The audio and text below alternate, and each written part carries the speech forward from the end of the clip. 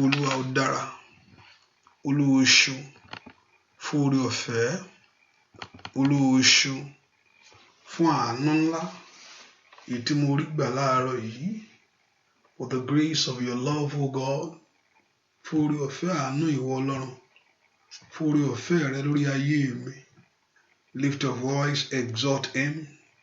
Dúpẹ́ lọ́wọ́ Jésù yìí, pé Jésù ṣeun, pé Jésù àọ́, pé Jésù àgbé ọ̀gá.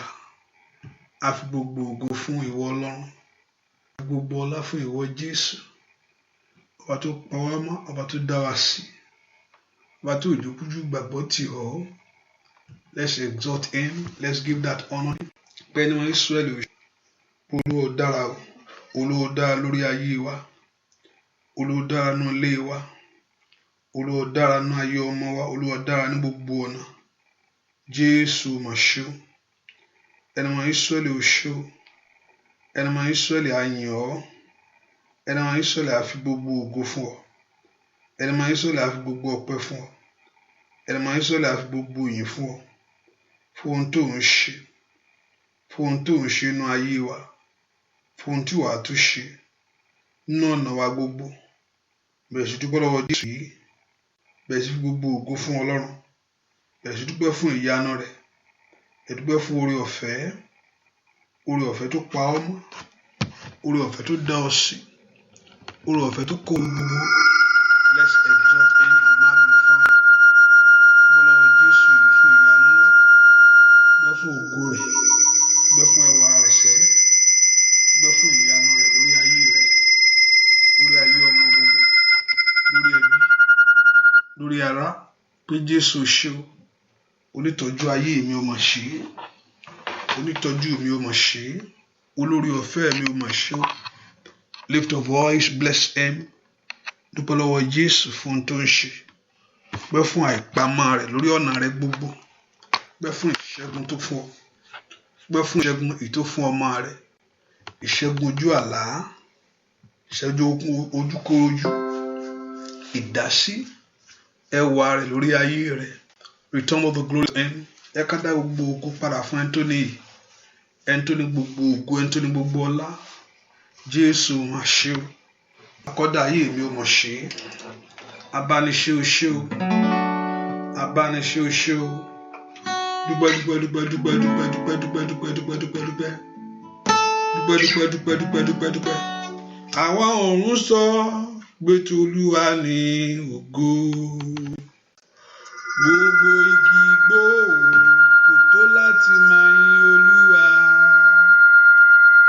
Èmi àyànfẹ́ Ọlọ́run sọ pé ó ṣe.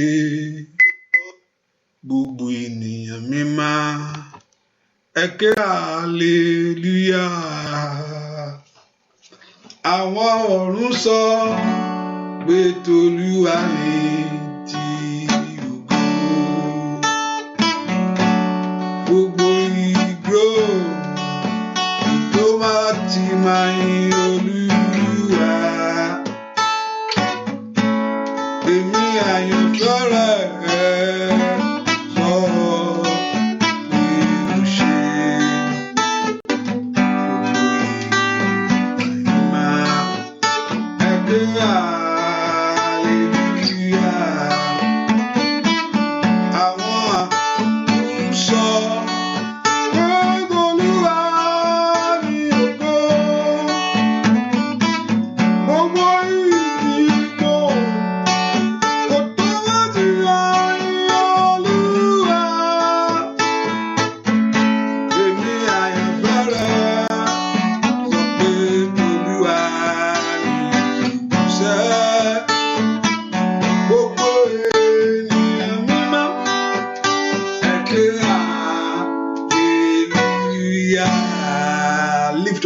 And just thank him. Dúpẹ́ fún orí tí Ọlọ́run ṣe o, dúpẹ́ fún ìpamọ́ Ọlọ́run lórí ayé rẹ̀, dúpẹ́ fún ẹwà tó pọ̀. Pé Jésù ṣe, Ọlọ́run fún gbogbo ògo fún ọ. Jésù ṣe o, dúpẹ́ lọ́wọ́ Ọlọ́run yìí, dúpẹ́ lọ́wọ́ Jésù. Jésù ṣe, Ọlọ́run á fi ìyìn fún ọ, Ọlọ́run á fi gbogbo ògo fún ọ. Ẹ fi fún òun lónìí.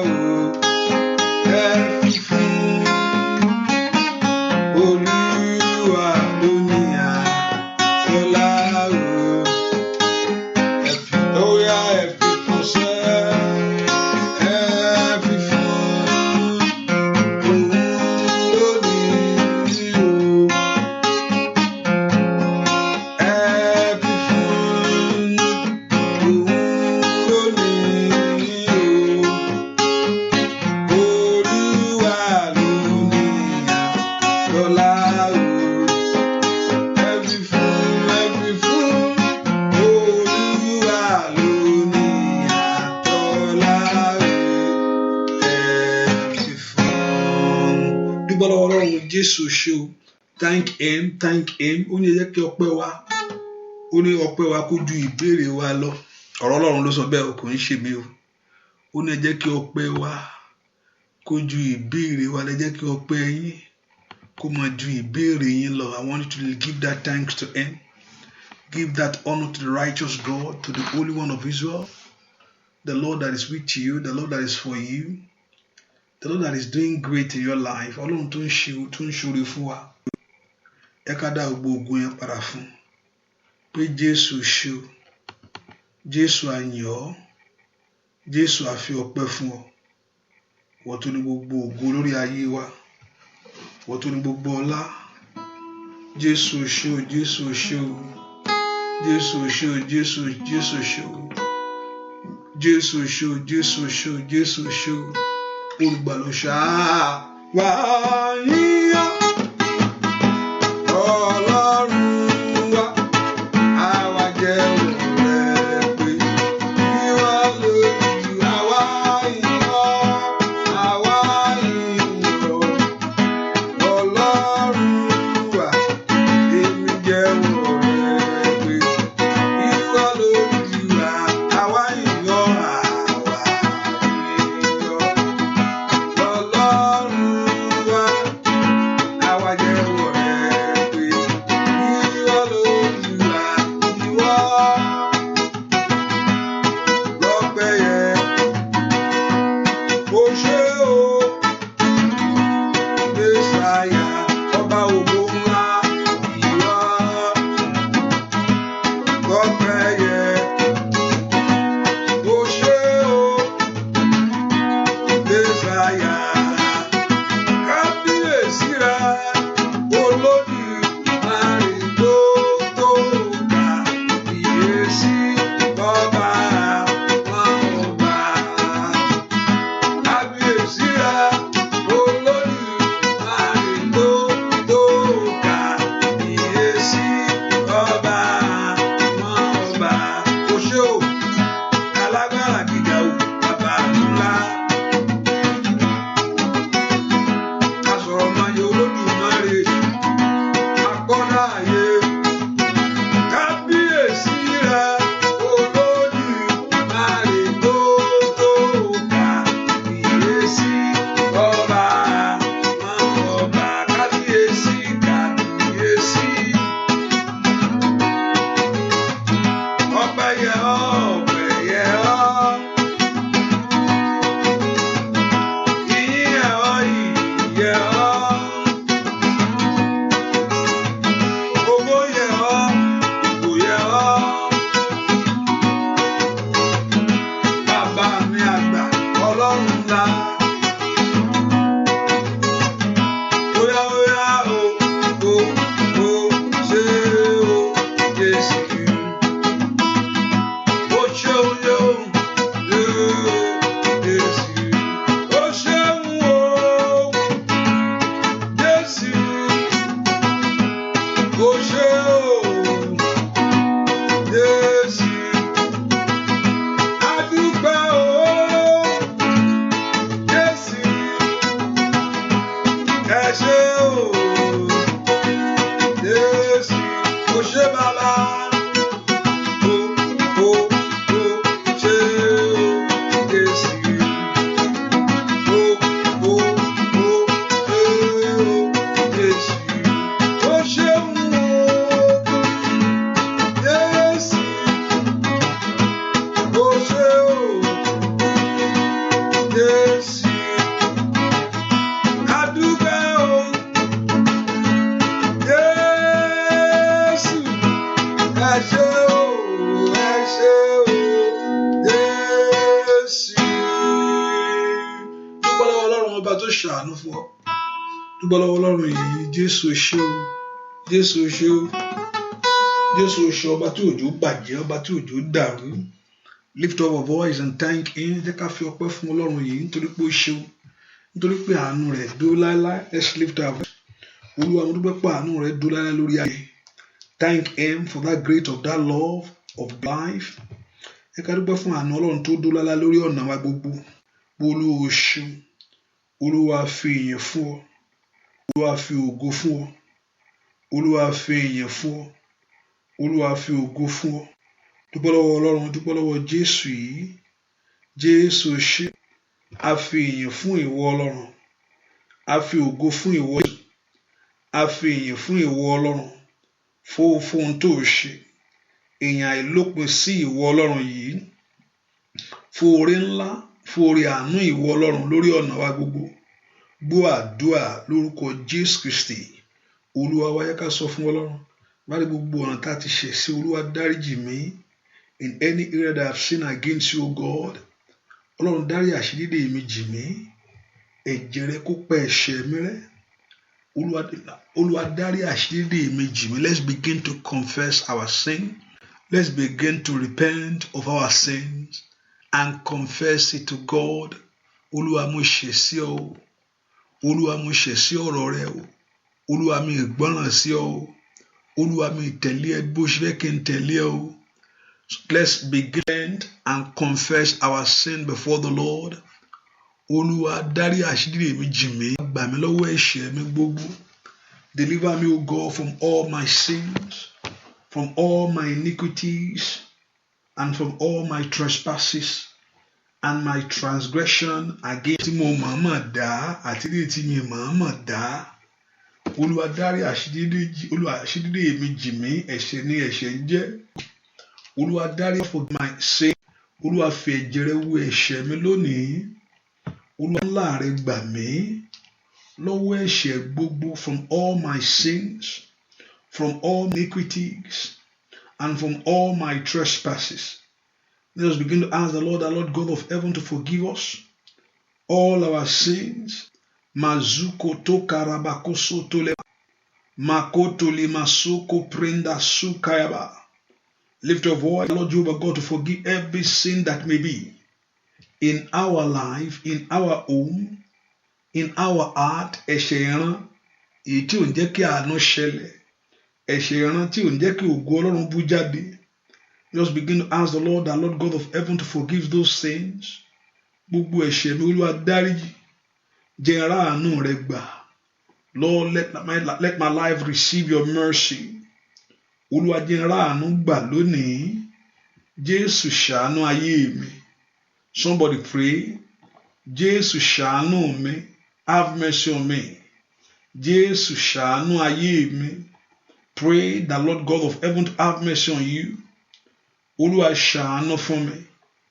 Ìwọ ayé mi gba àánú. Wọlé mi rí àánú gbà. Láàárọ̀ yìí, Jésù jẹ́ n rí àánú rẹ gbà. Ask the Lord to forgive every sin that may be in your heart, in your life. Gbogbo ẹ̀ṣẹ̀ gbogbo. Èyí tí ò jẹ́ kí àánú Ọlọ́run ṣẹlẹ̀ lórí ayé mi. Somebody ask the Lord, Lord, forgive me all my sins. Olúwa dárí ẹ̀ṣẹ̀ mi jì mí. Ẹ̀jẹ̀ rẹ kó wẹ̀ mí. Ẹ̀jẹ̀ rẹ kó wẹ̀ ayé mi lọ́wọ́lọ́wọ́. Lift your voice and begin to ask the Lord that the blood of Jesus Christ to wash you. That the blood of Jesus Christ to purify you. That the blood of Jesus Christ to sanctify you. Orúkọ Jésù, ẹ̀jẹ̀ rẹ kó wẹ̀ ayé mi. Ẹ̀jẹ̀ rẹ kó wẹ̀ ọ̀nà mi. Lift your voice and pray. Olúwa dárí àṣírí mi jì mí. Ẹ̀jẹ̀ Jésù wẹ̀ mí lónìí. Olúwa fi ẹ̀jẹ̀ rẹ wẹ̀ mí. Olúwa ṣàánú fún mi. Ayé mi ìjọ́ra àánú gbà. Ẹ̀yà porúkọ Jésù. Let my life receive your mercy. Let my life receive your mercy. Ayé mi ìjọ́ra àánú gbà. Ẹ porúkọ Jésù. Wọ ayé mi rà àánú gbà lónìí. Let my life receive the mercy of God. Wọ ayé mi rí àánú gbà. Ẹ porúkọ Jésù dára bí tẹwà. Olúwa ṣàánú fún mi. Jẹ́ rà àánú rẹ gbà. Olúwa ṣàánú fún ọ̀nà mi. Jẹ́ rà àánú rẹ gbà. Porúkọ Jésù dára bí tó wà sẹ́. Bí kẹ́ni mọ Ísírẹ́lì kó ṣàánú fún ọ. Kí ayé rẹ kó rí àánú gbà. Ẹ porúkọ Jésù. Olúwa ṣàánú fún mi. Olúwa jẹ́ rà àánú rẹ gbà. Ìwọ àánú Ọlọ́run tọ̀ ayé mi wá. Ìwọ àánú Ọlọ́run tọ̀ iṣẹ́ mi wá. Ìwọ àánú Ọlọ́run tọ̀ ọ̀nà mi wá. Let the mercy of God locate you in the name of Jesus. Ẹ yá ká porúkọ Jésù dáadáa. láàárọ̀ yìí Jésù jẹ́ n rí àánú rẹ gbà. Ìwọ àánú Ọlọ́run tọ̀ ayé mi wá lórí ọmọ gbogbo. Olúwa ṣàánú fún mi. Tó bá lóun ó ṣàánú fún àwọn tóun ó ṣàánú fún, a ò bá pè fún àánú, ẹ jẹ́ ká pè fún àánú yẹn o. Tó bá rí pé òun ó ṣàánú fún ẹni tí òun ó ṣàánú fún, kò sẹ́ni tí ó máa mú sí ni. Ó ní kò sẹ́ni tí ó máa mú òun sí o. Òun ó ṣàánú fún ẹni tí òun ó ṣàánú fún o. Ẹ pe orúkọ Jésù. Ṣàánú mi bàbá, nínú àwọn tó ṣàánú fún, nínú àwọn tó kó yọ. Ó yá pe orúkọ Jésù, ṣàánú fún mi. Olúwa ṣàánú fún mi. Gbọ́ àdúrà lórúkọ Jésù Kristi. Olúwa wa, ọ̀rọ̀ náà òtítọ́ ni. Èèyàn méjì á wà nù kankan. Ẹlòmíì ìkan á borí ẹ̀, ìkan á jáde ńbẹ̀, ìkejì lè bá lọ. Kí ló mú yẹn bá lọ? Ọ̀pọ̀lọpọ̀ èrò á pọ̀ ní nǹkan ìkan á ṣẹlẹ̀. Ìkan kò ní rí kan, ẹnìkan á yè, tàbí àwọn kan á yè, àwọn kan kò ní ṣẹlẹ̀ sáwọn ẹlòmíì. Kí làwọn yẹn fi ṣorí? Kí ló fi yàtọ̀? Àánú ló dájú lórí nǹkan tó ń ṣẹlẹ̀ lọ́wọ́. Èèyàn náà ló fi pe orúkọ Jésù. Olúwa fi àánú rẹ bí ọ̀nà mi wò sẹ́. Olúwa jẹ́ ká ayé mi rà àánú gbà. Àánú ni, kò sẹ́ni tó bá Ọlọ́run ṣe ohun tó ń wù. Kò sẹ́ni tí ó sì mú sí. Tó ṣe tí ò sì ṣe, ìyẹn ò sẹ́ kó má ṣe Ọlọ́run mọ́ o. Bẹ́ẹ̀ ni pé Ọlọ́run ṣe oore nínú ayé rẹ kò sì ṣe. He reduce him not. Never a lesser him not to be God. Pé ọ̀rọ̀ ayé yẹn tẹ̀síwájú. Ebi nìkan mi ṣe ní òye Ọlọ́run gbọ́. Ọlọ́run ò kì í ṣe Ọlọ́run mọ́, torí èèyàn kọ́ ló fi jẹ́ Ọlọ́run. And your situation cannot change him not to be God. Tara ẹ̀ lólúwa ẹ̀ sọ yẹn. Kò change anything pé kò ń ṣe Ọlọ́run mọ́ o, kò ń ṣe nǹkan kan mọ́ o, torí pé kò ṣe nǹkan kan fún ayé mi, kò ṣe nǹkan kan fún mi. Ó ń ṣe Ọlọ́run rẹ mọ́. Bẹ́ẹ̀ ni tolú ẹ̀ ní èmi ó ṣàánú fún ẹni tí òun ó ṣàánú fún. Ẹ pe orúkọ Jésù. Ò bá pè fún àánú yẹn ni. Àánú rẹ jó dájú fún mi lónìí. Àánú rẹ jó wá ayé mi rí. Èmi náà fẹ́ bọ́nu eléyìí. Èmi náà fẹ́ ṣẹ́gun yìí. Ẹ pe orúkọ Jésù. Èmi náà fẹ́ tẹ̀síwájú. Èmi náà fẹ́ rírí ayọ̀ mi gbàṣẹ́. Ọmọ Ọlọ́run ńlá ló gbàdúrà. Orúkọ Jésù. Kadori mako prodasi kaya baku sandiaba. Ẹ pe orúkọ Jésù dáadáa. Ìwọ àánú máa bọ̀ wá. Ẹ pe Jésù. Àánú Ọlọ́run ṣògo lórí ayé mi látòní lọ. Ẹ pe orúkọ Jésù dáadáa. Olúwa ṣàánú fún ayé mi. Ayé mi rí àánú gbà. Ọlọ́run ńlá ló gbà. Olúwa ṣàánú fún ọ̀nà mi. Ayé mi jó rà àánú gbà. Ayé mi jó rà àánú rẹ gbà. Ọlọ́run ńlá ló gbàdúrà kó pe Jésù. Kí ayé rẹ kó rí gbà ní. Ohun tó ń pè ní àánú rẹ̀ sẹ́. Àánú kó ṣe o. Ẹ pe orúkọ àánú mi ni kó ṣe ọmọ mi o. Àánú mi ni kó ṣe lórí ọmọ mi o. Àánú mi ni kó ṣe lórí ọkọ mi o. Àánú mi ni kó ṣe lórí ètò ayé mi o. Àánú mi ni kó ṣe ní gbogbo ọ̀nà mi sẹ́. Tí àánú mi ni kó ṣe. Ọmọ Ọlọ́run ńlá ni kó gbà. Mo ní kó pe Jésù sẹ́. Pé àánú ni lórúkọ Jésù. Àánú ni kó ṣe fún ọ. Kó ṣàánú fún ọ̀nà rẹ gbogbo. Kó ṣàánú lórí ilé rẹ. Ní orúkọ Jésù, kó kíyàn bọ́ lọ́wọ́ ẹ̀yà. Kí ayé ẹni bọ́ lọ́wọ́ ìtìjú. Kó bọ́ lọ́wọ́ ogun ilé. Gbọ́ àdúrà lórúkọ Jésù Kristi. Olúwa wa. Olúwa ṣàánú fún mi, ojúmọ́ jò tì mí. Ṣàánú, Olúwa ṣàánú fún mi. Jẹ́ kánú mi kó ṣe ọ́. Olúwa wá ṣohun ayọ̀ fún mi. Óyá o. Jẹ́ kánú mi kó ṣe ọ́. Olúwa wá ṣohun ayọ̀ fún mi. Bàbá oníjẹ́ kánú mi kó ṣe ọ́. Ọlọ́run wá ṣohun ayọ̀ fún mi nínú ọdún yìí kó tó parí. Jẹ́ kánú mi kó ṣe ọ́.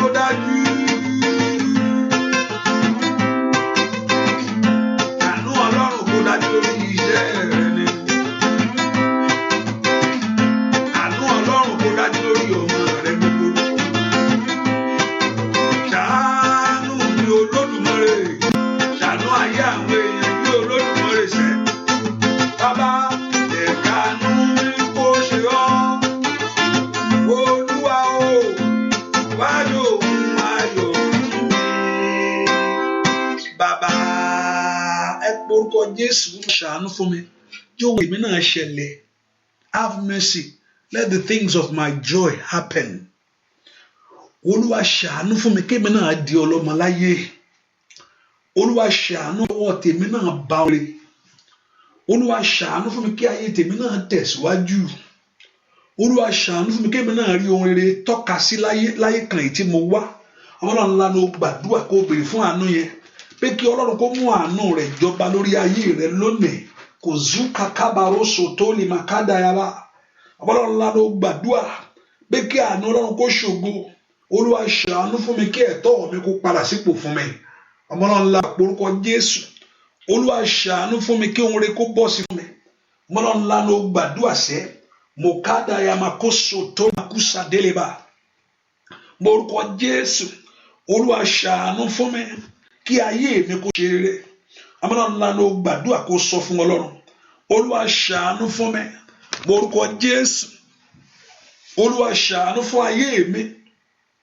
Olúwa ṣàánú fún ọ̀nà mi. Sọ fún Jésù sẹ́ kàdólì makuso tó lè makayaba.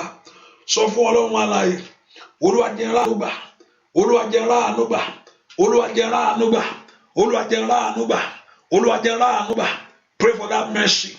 Ayé mi jó ráàánú gbà. Ní orúkọ Jésù kó bẹ̀ ṣiṣẹ́ rere. Ayé mi jó ráàánú gbà kó dìde ńlẹ̀ kó bẹ̀ ṣiṣẹ́ wọn ògo.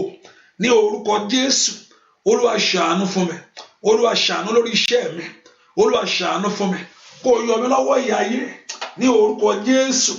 Olúwa pray tẹ́lẹ̀ Ọlọ́run kó ṣàánú fún ayé àwọn èèyàn yìí. Somebody pray. Ọlọ́run kó ṣàánú fún ayé yìí. Ní orúkọ Jésù. Ayé yín kó rí àánú ìgbà. Ayé yín kó rí àánú ìgbà. Ayé yín kó rí àánú ìgbà. Ayé yín kó rí àánú ìgbà. Àánú láti ṣe rere. Ní orúkọ Jésù kí ẹ̀bẹ̀ yín kó tọ̀ Ọlọ́run wá. Ayé yín kó rí àánú gbà. Ní orúkọ Jésù. Ẹ rí àánú Ọlọ́run gbà. Ẹ rí àánú Ọlọ́run gbà. Ẹ rí àánú Ọlọ́run gbà. Ẹ rí àánú Ọlọ́run gbà. Ẹ rí àánú Ọlọ́run gbà. Ní gbogbo ọ̀nà. Ayé yín kó rí àánú Ọlọ́run gbà. Somebody pray for that mercy of God of heaven locate you. Kí àánú Ọlọ́run kó wá bá ayé yín gbé. Ẹ bèrè fún àánú ńlá yẹn. Ẹ bèrè fún àánú ńlá yẹn. Àánú tó ń gbé orí ẹni sókè. Àánú tó ń yọ ayé ẹni lọ́wọ́ ewu. Ẹ bèrè fún àánú ńlá. Mosando yamaku shakayaba. Àánú ńlá. Ẹ bèrè fún àánú ńlá Ọlọ́run. Le paru sato le matu sekelia. Ẹ pọ orúkọ Jésù. Ìwọ àánú Ọlọ́run máa bọ̀ wá. Ìwọ àánú Ọlọ́run máa bọ̀ wá. Ẹ pọ orúkọ Jésù bí tẹ wá. Ìwọ àánú Ọlọ́run máa bọ̀ wá. Ẹ pọ orúkọ Jésù. Ìwọ àánú Ọlọ́run máa bọ̀ wá. Olúwa ṣàánú fún ayé àwọn èèyàn yìí. Olúwa ṣàánú lórí iṣẹ́ àwọn èèyàn yìí. Olúwa ṣàánú ayé àwọn ọmọ àwọn èèyàn yìí. Ní orúkọ Jésù. Gbọ́ àdúà lórúkọ Jésù Kristi. Olúwa wá ẹ pọ orúkọ Jésù. Ọlọ́run gbà mí. Fi àánú fà mí jáde nínú ipò tí mo bára mi láyé. Mo ní èyí gbà mí èèyàn ò lérò ẹ̀.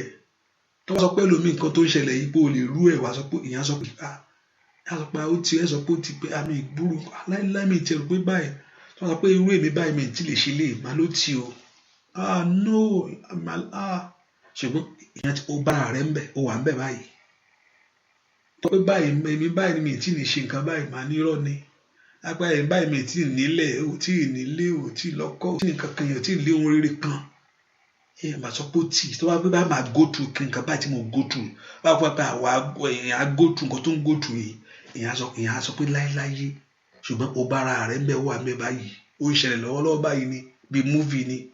Wá pé orúkọ Jésù. Olúwa wá fi àánú fà mí jáde nínú ipò tí mo bára mi yìí. Olúwa wá fi àánú fà mí jáde. Agbára àjíǹde yọ mí jáde. Agbára àjíǹde yọ mí jáde. Agbára àjíǹde yọ mí jáde. Nínú ipò tí mo bá ayé mi yìí. Agbára àjíǹde yọ mí jáde. Agbára àjíǹde yọ mí jáde. Agbára àjíǹde yọ mí jáde. Nínú ipò tí mo bára mi yìí. Olúwa mo fẹ́ jáde. Agbára àjíǹde fà mí jáde.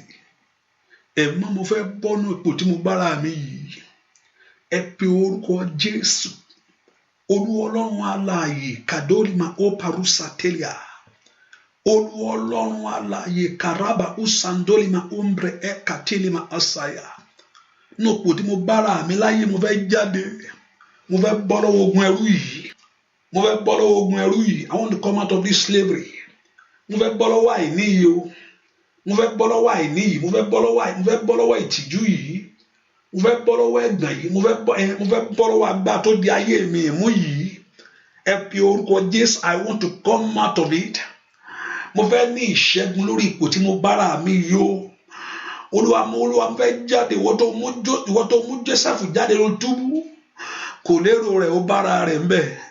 Ai Màsáìdà, ṣùgbọ́n agbára kan gbé jáde, agbára kan tì lẹ́yìn ó fà jáde. Daniel ò lérò rẹ̀ ó bára ẹ̀ ń bẹ̀, ṣùgbọ́n agbára kan mú jáde, ogun yẹn ò borí ẹ̀.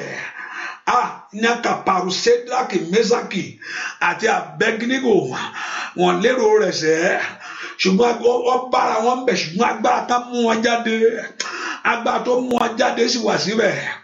Ẹ pe orúkọ Jésù. Ìwà agbára náà, ó yá fà mí jáde, ó yá mú ayé mi jáde lóko tí mo bára mi yìí o. Lóru èní láàárọ̀ yìí, ẹ jẹ́ n jáde lọ́wọ́ ayé yìí, ẹ jẹ́ n jáde lọ́wọ́ ìbànújẹ́ yìí, ẹ jẹ́ n jáde lọ́wọ́ àìsàn yìí ní orúkọ Jésù. Ọlọ́run lánàá gbàdúrà, orúkọ Jésù, orúkọ Jésù, orúkọ Jésù. Ọba tó pọ̀ ní àtàgbà. I want to come out of this position that I find myself. Ọlọ́run mo fẹ́ jáde nínú ipò tí mo bára mi yìí o. Ọlọ́run lánàá gbàdúrà lórúkọ Jésù. Mo kó baru patola makasa liaba. Lemprendo sunte keri makadi makuso toleba.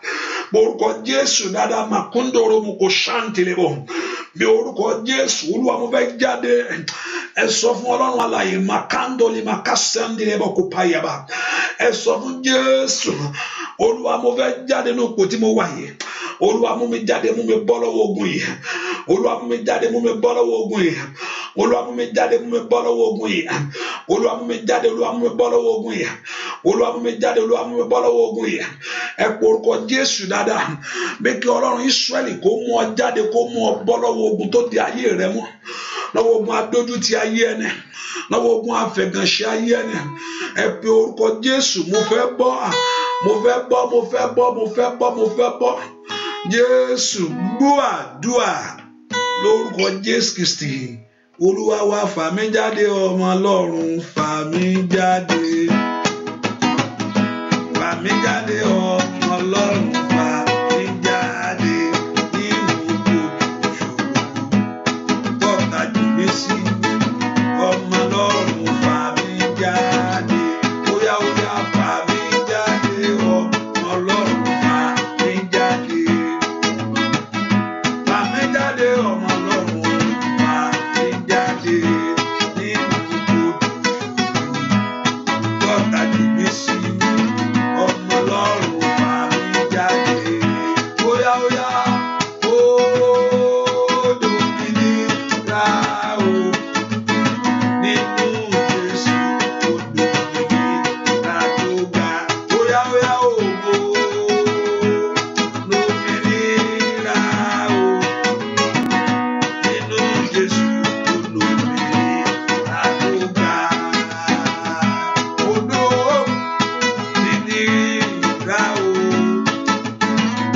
Nínú Jésù ó dòmìnira tó ga. Sọ fún Jésù, ó dòmìnira o. Óyá óyá, nínú Jésù ó dòmìnira tó ga. Lórí ọmọ, òmìnira rẹ kó dé. Lórí aya o, òmìnira rẹ kó dé. Ilé àwọn tó pàràkàmà lórí ayé rẹ o. Óyá óyá óyá óyá óyá óyá óyá óyá. Ai Masanda, bàbá mo lómìnira o.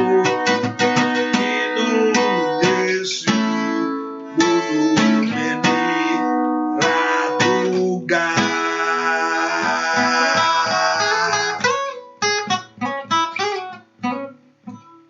Bẹ́ẹ̀ nìkan gbàdúrà, màá béèrè question lọ́wọ́ yín, and that question ó ní nǹkan tí mo fẹ́ fi wúlò ìmọ̀ tí àgbẹ̀ bá gbìn tí ò bá rí tí àgbẹ̀ bá gbìn tí ò bá ní ìkórè kí ló ṣẹlẹ̀ yẹn? Tí àgbẹ̀ bá gbìn tí ò bá ní ìkórè kí ló ṣẹlẹ̀? If you have the farmer plant without harvest, what happen? A farmer without harvest, what is going on? Mo fẹ́ kó fi gbàdúrà, ó ní nǹkan tí mo fi ń béèrè. Hallelujah. I know what I'm asking you. Tí àgbẹ̀ bá gbìn tí ò ní ìkórè kí ló ṣẹlẹ̀?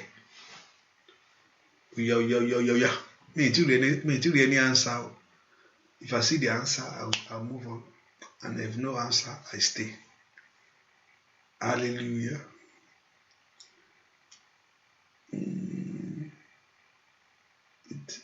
Okay, it's the fourth. Okay.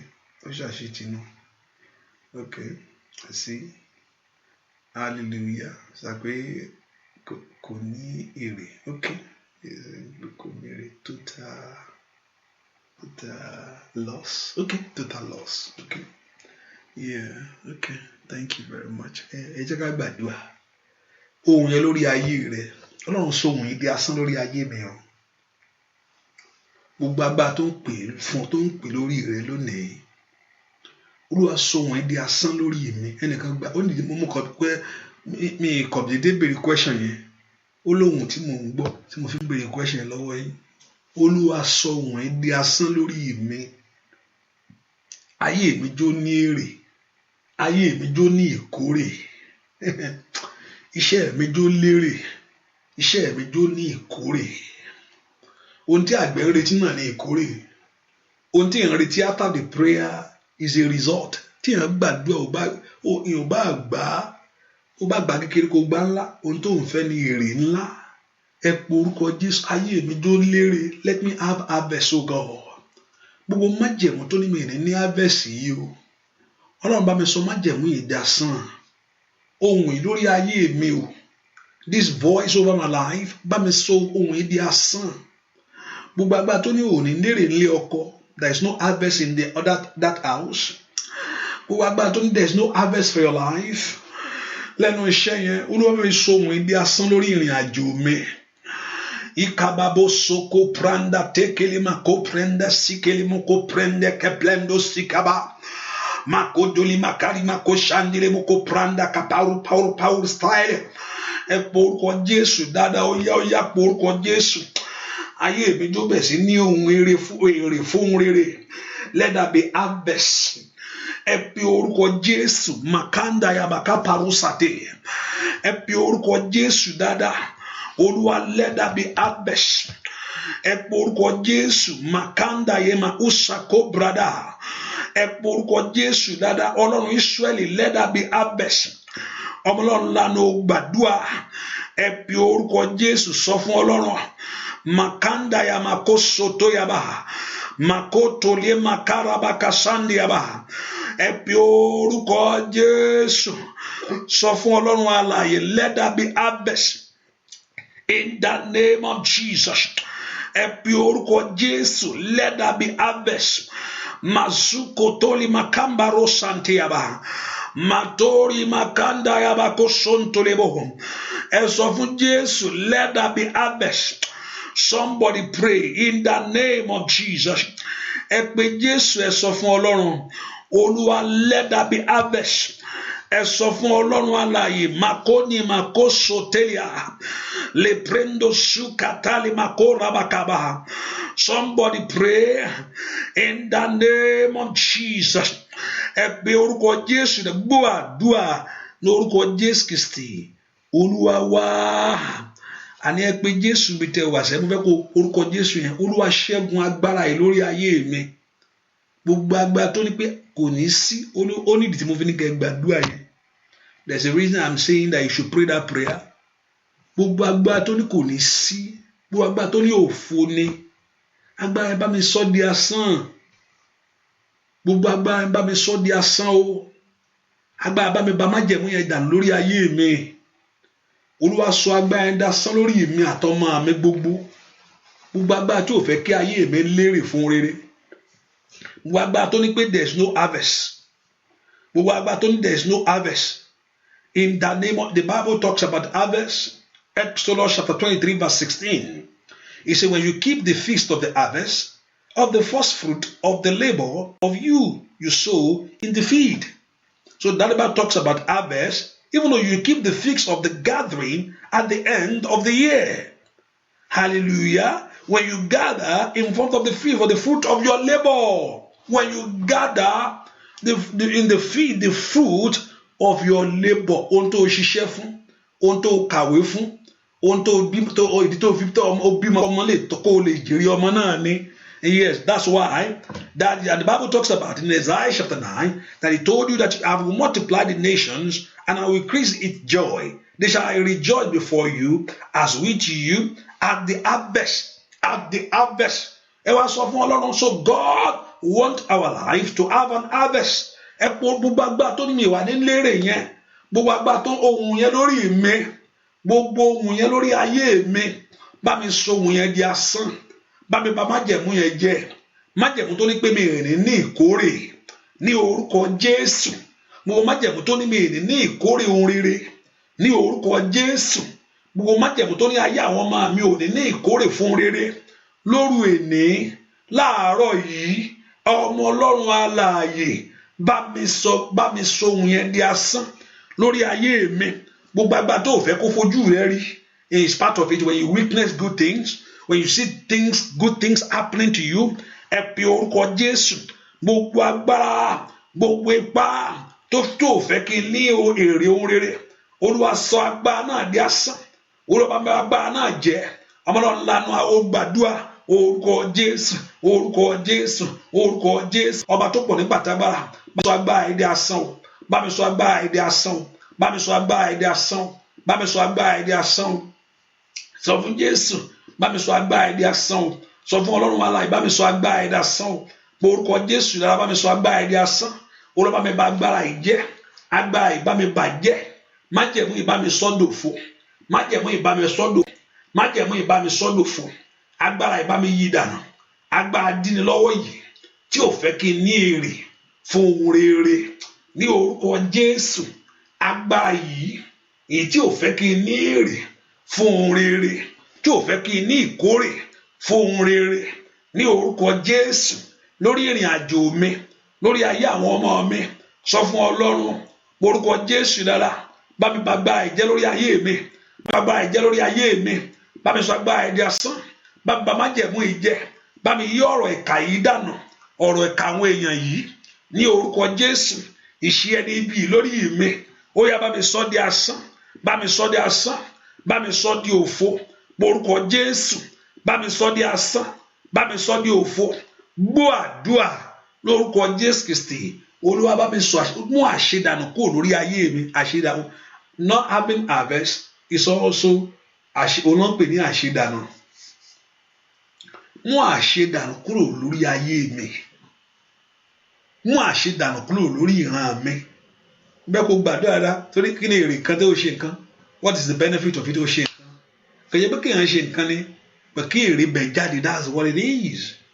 You know, that's what the things is not that the things that you are doing, but God that matters. Ṣíṣe yẹn kankan kò matter much. Kí láǹfààní kéèyàn ṣe tí pé kò sí nǹkan kan? Ẹ sọ fún mi, kí láǹfààní kéèyàn kàwé, ìwé yẹn gan-an èèyàn fi ṣàṣeyọrí kankan. Èèyàn lè kàwé kéèyàn máa lo certificate yẹn láti ṣe, that's the I mean ìyẹn yàtọ̀. Ṣùgbọ́n is what you are willing to use it and kò ṣiṣẹ́ fún Olúwa. So kí láǹfààní àpé is more or less èèyàn ṣe kankan nìyẹn. So fẹ́ kó kẹ́ ẹ múra sádùá yẹn kẹ́ gbàdúrà yẹn kí má jẹ̀mú yẹn kó bàjẹ́ lórí ohun yẹn kó dákẹ́, agbára yẹn kó di òfo. Bẹ́ẹ̀ ni ohun yẹn kó dá agbára yẹn kó di òfo, má jẹ̀mú yẹn àti ìran yẹn lórí mi kó di asán. Kí láǹfààní gbà tí yẹn bímọ, so àkókò tó yẹ kó wá jẹ wọn ọmọ yẹn ayé ò fẹ́ kó oúnjẹ ọmọ jẹ. Ayé máa ń gba oúnjẹ lé ọmọ lẹ́nu ẹlòmíì o, kò ní rí tiẹ̀ gbà. Ṣàmì dáadáa. Arákùnrin kan ló ń sọ ọjọ́ ìmọ̀ àwùjọ́sìn mi mọ́ bí mo yẹ stumble sẹ́ni yẹn. Nígbà ọmọ yẹn sọ pé òun á tọ́jú òun, ọmọ yẹn sọ pé òun á ṣe kíni, ọmọ yẹn sọ pé òun á ṣe dáadáa fún mi, ọmọ yẹn promise olóhun tó dáa, ṣùgbọ́n ayé lu ọmọ pa. Bẹ́ẹ̀ ni ọmọ tó sì lérí wọn rere fún tó náà ti rò pé máa wọn á jẹ wọn ọmọ yẹn, ayé ò jẹ́ orí kíní yẹn jẹ, kí wàá láǹfààní ìlérí tí ò wá sí ìmúṣẹ, ìdí tó fi gbà tí wọ́n á fi faraya tó fi gbà tó fi kọ́lọ́run kó bẹ sọ di asán lórí ayé tiẹ̀ rèé. Ẹ bá mi sọ di asán ni bàbá. Ẹ̀yin ogun ọ̀run, kí láǹfààní kí èèyàn ṣiṣẹ́ láàárọ̀, èèyàn ń ṣiṣẹ́ láàárọ̀, òun jí kò fòdì aago 5 ó ti wà lójú ọ̀nà, aago 5 ẹlòmíràn aago 3 4 ó ti wà lójú ọ̀nà, ó ti ń lọ pápá àǹtí kílẹ̀ wá gba ṣe ilé kò ríra, ilé kò rí kọ́, ọkọ̀ gangan kò rí, kò tí àwọn dàpé ayé kílẹ̀ wá, just wasting of time, wasting of life after many years. Májẹ̀mú yẹn ni kò sọ di asán o. Agbára yẹn kó bá mi bàjẹ́, agbára tí ò fẹ́ kí n ní ìkórè oríire, agbára tí ò fẹ́ kí Ọlọ́run fẹ́ kó ní harvest, so that's not the will of God. I want you to know that that's not the will of God. That is not the will of God. Ọlọ́run ti sọ fún ọ pé it's not the will of God. He told you shall gather. That is, God wants you to have harvest. God wants you to have harvest. Ẹ pe orúkọ Jésù, Makoda Kamba Rusata, Le Prendo Suka Telema Oprada Katia. Gbogbo agbára yìí tí ò fẹ́ kí ní èrè ìkórè, gbogbo agbára tí ò fẹ́ kí ní ìkórè the harvest, gbogbo agbára tí ò fẹ́ kí ní èrè iṣẹ́ mi, gbogbo agbára tí ò fẹ́ kí ní èrè ilé ọkọ, gbogbo agbára tí ò fẹ́ kí ní èrè kan ayé kan èyí tí mo wá o, gbogbo agbára tí ò fẹ́ fi èrè fún ọ ń bẹ̀, gbogbo májẹ̀mú tí ò fẹ́ kí ní èrè tó yẹ pé ẹnìkan ló gbà kọ́lọ́run fún ẹ ń ṣẹ́gun, ó ti borí nù. Ẹ pe orúkọ Jésù, agbára yẹn bá mi sọ di asán. Gbogbo agbára tí ò fẹ́ kí ní èrè ìrìn àjò tí mo rìn, kó mọ́ bá rìnrìn àjò lásán, ọdún tó lò ń bẹ̀ kó mọ́ bá jápọ̀ bò ó, yíká bàbá ó kà prada kaba, wọn lọ ńlá ló gbàdúrà. Gbogbo májẹ̀mú tí ò fẹ́ kí ní èrè lẹ́nu iṣẹ́ mi, wà náà yàrá bá kó sòtórí yàrá rìpàtólì màkà parúsàtè, ó yá. Ẹ pe orúkọ Jésù.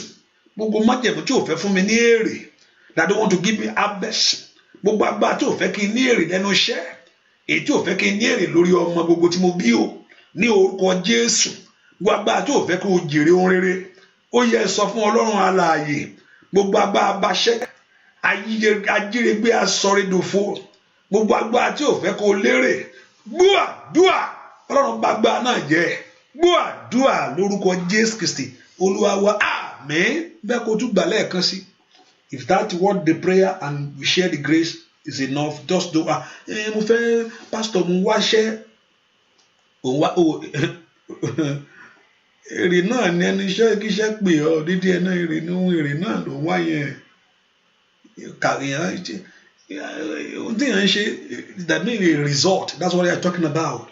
When we talk about the harvest, we are talking about a result in prayer, a result in fellowship.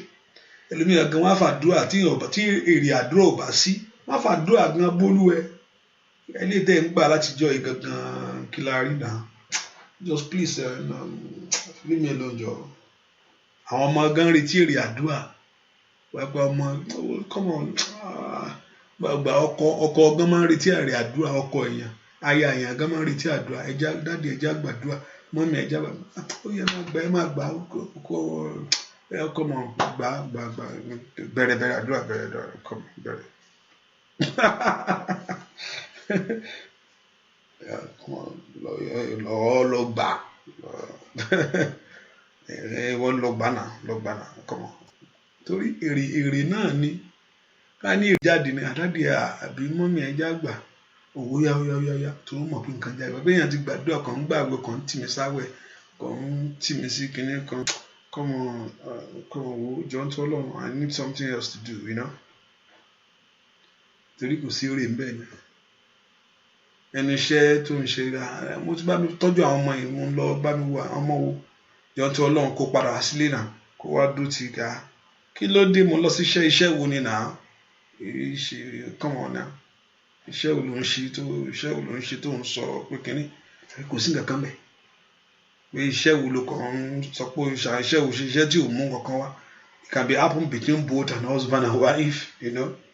ó lè àyíṣe náà ipẹ́ ọkàn pápá àlé kó wá dó tọmọ kó padà lé kó mọ ṣe kan torí mi mọ̀ kan tó lọ ń ṣe mẹ́yẹn náà torí kò ní nǹkan kan tí èrè bá wà bẹ́ẹ̀ òde àlé mo ti ń lọ ó yá kó mọ̀ tètè lọ wọ́n ti máa dó dì ẹ́ náà torí èrè wà ń bẹ̀ ni o tètè wá máa lọ èrè wà ń bẹ̀ ni ẹ porúkọ Jésù ìwà ayé mi yìí gba èrè látòdì begin to harvest great things bẹ́ẹ̀ sì kórè mú mi wọnú ìkórè lọ bàbá Olúwa mú mi wọnú ìkórè àdúrà mi Olúwa mú mi wọnú ìkórè la pranda sande bakaba Olúwa mú mi wọnú ìkórè ìṣẹ́gun oore kó bẹ̀rẹ̀ sí ṣẹlẹ̀ sí mi ẹ pe orúkọ Jésù Olúwa mú mi wọnú ìkórè ayọ̀ ó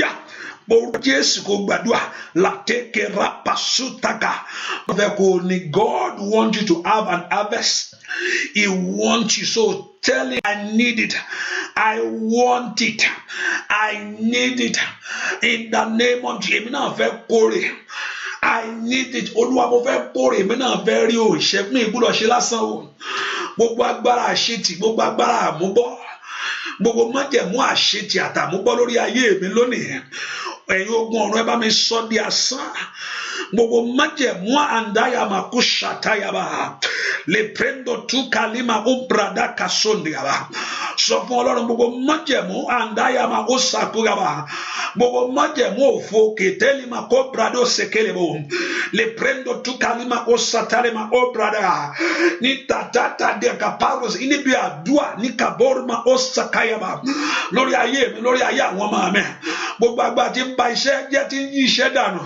ní orúkọ Jésù gbogbo àgbà tí ò fẹ́ kí ògo yẹn tàn ìkàbàbà bó sọtó lè má kábàkàbà tí ògo tàn àìlérè náà lè torí màkàlì màkàsá tí ìlérí òṣè àìlérè náà ẹ fi ọkọ Jésù gbogbo àgbà Olúwa sọ́ọ̀dì asán ó yá ìwọ òjò àánú rọ̀ sórí ayé mi ìwọ òjò àánú rọ̀ sórí iṣẹ́ mi ayé mi jó bẹ̀ sí ní harvest o ní orúkọ Jésù mi ìgbúdọ̀ ṣe lásán mi gbọ́dọ̀ gbìn lásán mi gbọ́dọ̀ gbìn lásán mi gbọ́dọ̀ gbìn lásán mi gbọ́dọ̀ gbìn lásán mi gbọ́dọ̀ gbìn lásán mi gbọ́dọ̀ gbìn lásán ó yá mi gbọ́dọ̀ gbìn lásán orúkọ Jésù sẹ ó gbọ́dọ̀ ṣe lásán látòní lọ mi kábíyè kó sáyàbà àwọn náà ńlá ló gbà ó gbọ́dọ̀ kàwé lásán ó gbọ́dọ̀ rìnrìn àjò lásán ó dà kó gbé ọ ní ó dà kí òun rere jáde fún ọ ẹ sọ fún Ọlọ́run aláyé ìyanu mi kò ṣẹlẹ̀ bàbá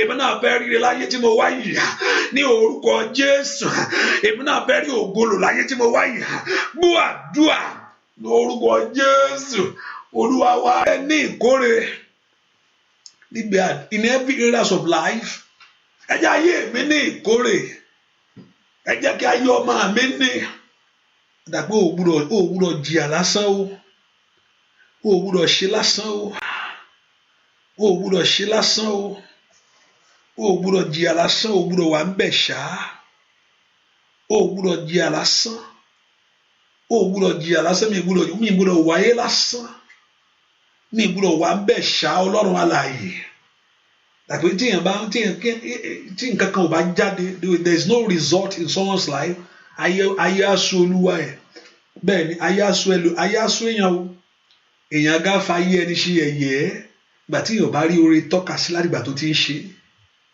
ayé àròwá kan bí kílákílí jọkọjọ go and sit down there ẹnu ọ̀rọ̀ ò sí o ìhòòhò lẹ́nu ọ̀rọ̀ bẹ́ẹ̀ ni torí ayé ń retí ayé bẹ́ẹ̀ ni ayé wò rírí ayé mi bí o ti rí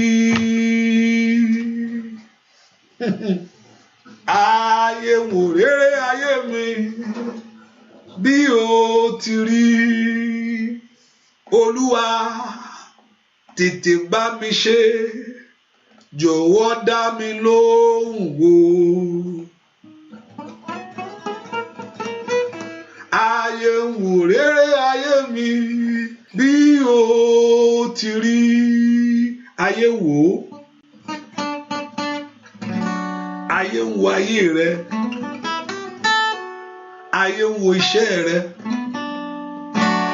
ayé ń wo wò rere ayé mi bí o ti rí. Ayé wò rere ayé mi bí o ti rí. Ó bàbá Olúwa tètè bá mi ṣe. Jọ̀wọ́ dá mi lóhùn. Àbàbà ayé wò rere ayé mi bí o ti rí. Sọ fún Jésù, ayé ń wo ayé mi jó ní ìkórè. Gbogbo agbára tó ló fò ní, gbogbo májẹ̀mú, gbogbo ìran òfò yìí lórí mi, mo ní kó gbàdúrà. Ó ní tí mo fi ní kó gbàdúrà yẹn. Gbogbo ẹ̀ tó ní pé eléyìí ò ní ṣẹlẹ̀, eléyìí ò ní wọnú eléyìí o, pé àpẹẹrẹ ò ní kún. Gbogbo agbára tó ní àpẹẹrẹ mi ò ní kún, pé Ọlọ́run bá mi sọ agbára ẹ̀ di asán lórí ayé mi lónìí o. Mo fọ̀rọ̀ ayé mi lọ̀ ọ́.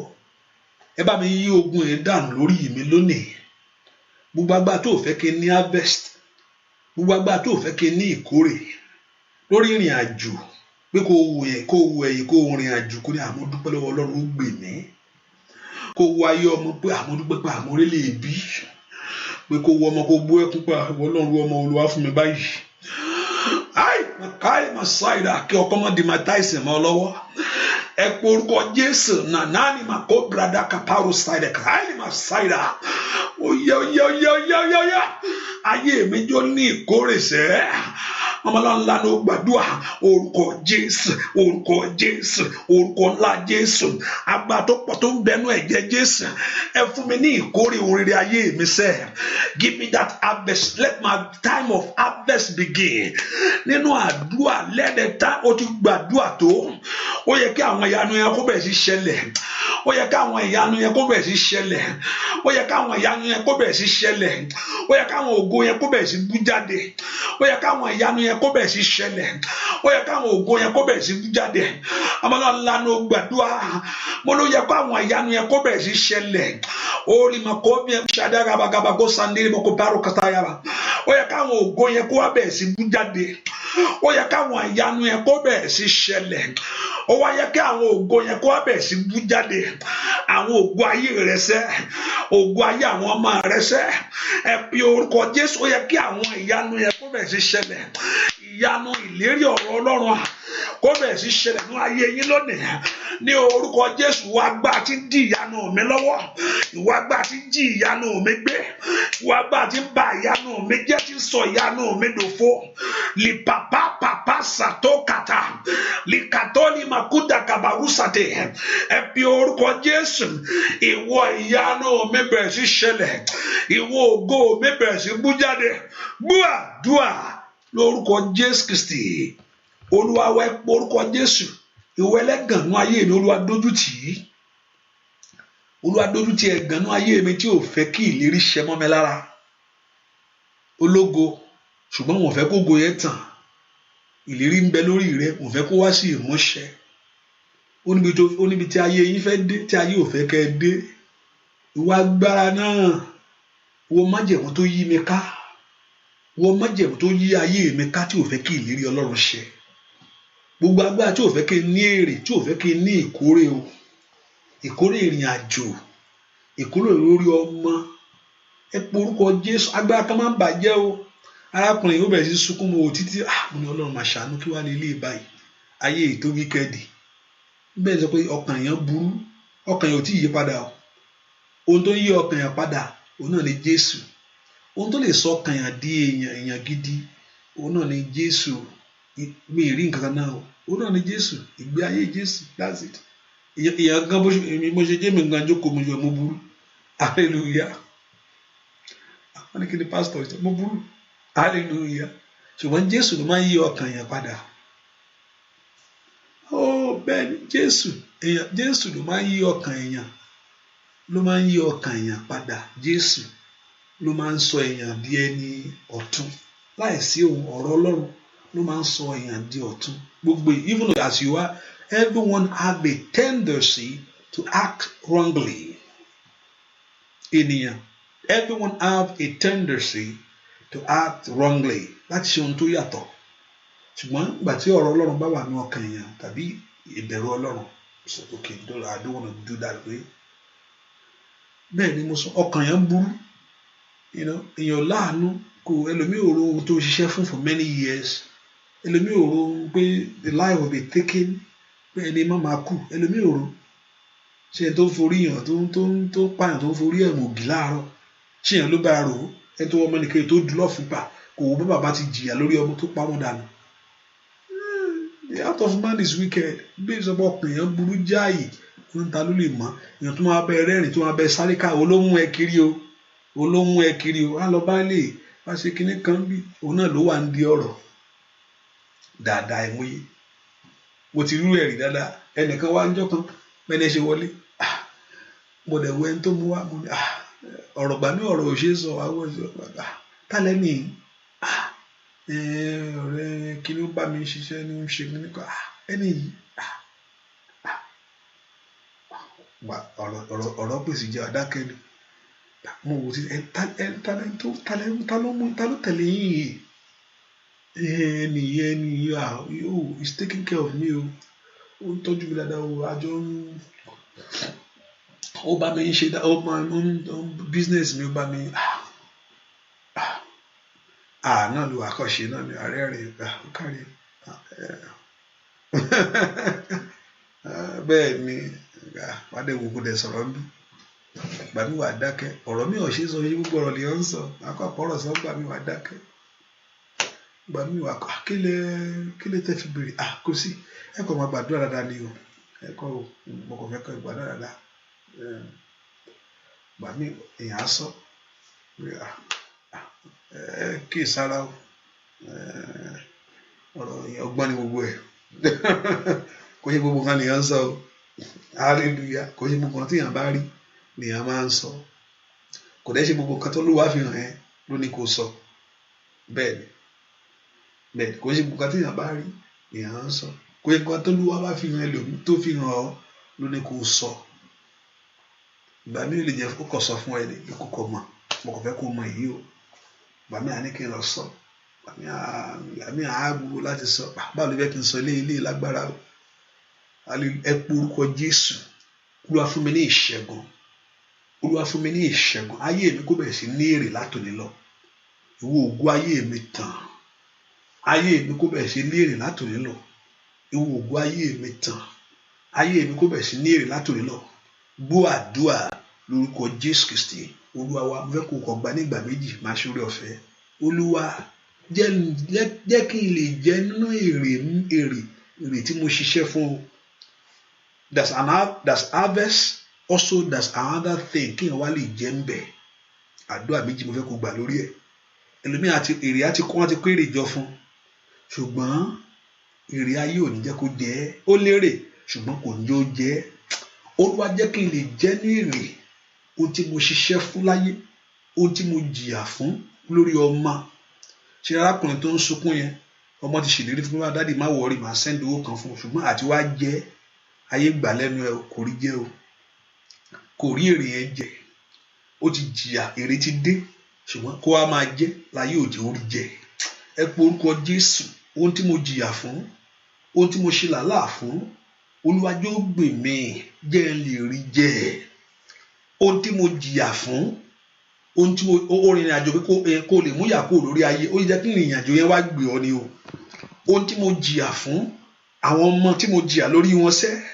ètò rán wọn lọ sí skul ètò ṣe gbogbo ẹ̀ ilé ọkọ Olúwa jẹ́ business tó ṣe yẹn tó kówó sí education tó kà yẹn làkàlìmà kó brado kàsákàpà kó sàkàbàyàbà ẹ pé orúkọ Jésù Olúwa fún mi ní jẹ Olúwa fún mi jẹ Olúwa fún mi jẹ Olúwa fún mi ní wọn rere jẹ ní orúkọ Jésù ẹnu mi mọ́jọ ṣòfò ẹnu ayé bẹ́ẹ̀ ni sọ fún Ọlọ́run kọ́lọ́run let me witness great things jẹ́ kí ojú mi rí ohun rere jẹ́ kí ayọ̀ mi kún fún ohun rere ẹ pé orúkọ Jésù fún èrè àti mo jẹ that harvest that I have gathered that harvest ní orúkọ Jésù Olúwa fún mi lẹ́mìí gígùn láti jẹ àlàáfíà láti jẹ ní orúkọ Jésù ó yá gbàdúrà gbọ́ àdúrà lórúkọ Jésù Kristi. Olúwa ní ìgbà kí Olúwa fún mi jẹ ohun èrè àdúrà ìgbà tó yẹ pé nígbà tó gu ẹ̀ fẹ́ dé, ìgbà tó gu ẹ̀ wá dé ló wá lọ, tí ẹ ò ní rí bẹ́ẹ̀ lórúkọ Jésù. Wọ́n nígbà tó gu ènìyàn fẹ́ dé, wọ́n ti fún iṣẹ́ o, wọ́n ti ní kó wá bẹ̀rẹ̀ báyìí, ìgbà yẹn ló lọ. Kí lẹ rí? Wọ́n ti fún iṣẹ́. Ọmọ yẹn ti fẹ́, ó ti gbé mọ́tò fún báyìí, ó sọ pé òun máa ṣe nǹkan báyìí fún, ó ti kọ́lé yẹn tán, ilé yẹn àìmọye, ó ti kọ́lé yẹn tán ṣe gbọ́ kò rí ilé yẹn gbé o. Ìgbà tó gòdè tó yẹ kó gbórí sùn ni kò sí, ayé fọ́n pọ́npọ́ lórí. Ẹ po orúkọ Jésù, kò gbúdọ̀ rí bẹ́ẹ̀ fẹ́mi o, kò gbúdọ̀ rí bẹ́ẹ̀ fún ọmọ mi, kò gbúdọ̀ rí bẹ́ẹ̀ fún iṣẹ́ mi, lórí iṣẹ́ mi kò gbúdọ̀ rí iṣẹ́ bàtí business yẹn yẹ kó boom, kí ni yẹn kan ṣẹlẹ̀ ṣá. Ẹ po orúkọ Jésù, kò gbúdọ̀ rí bẹ́ẹ̀ fẹ́mi o. Olúwa yẹ lé dànù lórí ìmísẹ́, májẹ̀mú òfo yìí bá ń yẹ dànù. Ó yẹ ẹjẹ́ rí jẹ́, ẹjẹ́ rí ìyanu. Gbogbo ọ̀nà tí ọ̀tá bá dó sí dèmí, ẹ bá mi lé wọn jìnnà. Ọ̀rẹ́ ọ̀run ẹ bá fi lé wọn, ọ̀rẹ́ ọ̀run ẹ bá fi lé wọn, ọ̀rẹ́ ọ̀run ẹ bá fi lé wọn, ọ̀rẹ́ ọ̀run ẹ bá fi lé wọn. Ẹgbẹ́ ọ̀run ẹ bá mi tì wọ́n dànù, ẹ tì wọ́n dànù lójú ọ̀nà mi, ẹ tì wọ́n dànù lójú ọ̀nà ìṣeré ayé àwọn èèyàn yìí ní orúkọ Jésù. Ayé yìí kó rí ògolo bẹ́ẹ̀ ṣe ń jáde, ẹ jáde sínú rẹ̀. Eléyìí tẹ́ bá Ọlọ́run sọ láàárọ̀ yìí lóru èní, ọ̀run kó gbọ́, Olúwa kó dáhùn kankan, kó Olúwa kó ṣe bẹ́ẹ̀ fún yín. Ojú àdúrà ò ní tì yín, ẹ ní gbàgbànú àdúrà. Ọlọ́run lẹ nawọ́ sí, kó dá yín lóhùn, kẹ́ ẹ ráàánú gbà, kó ṣàánú fún ayé yín. Bẹ́ẹ̀ ni ó sì rí láì lórúkọ Jésù Kristi Olúwa àtàgbára wa. Àmín, àmín, ṣàmì dáadáa, àmín lórúkọ Jésù. Ọlọ́run tó ní ká ké pè òun, ó sọ̀rọ̀ kan, ó ní ìwọ Ọlọ́run yóò dáhùn. Olúwa, ó ní ẹ ké pè mí, ó sọ pé wàá dáhùn. Jésù, jẹ́ kí àwọn èèyàn kó gbóhùn rẹ. Ẹ ṣàmì dáadáa.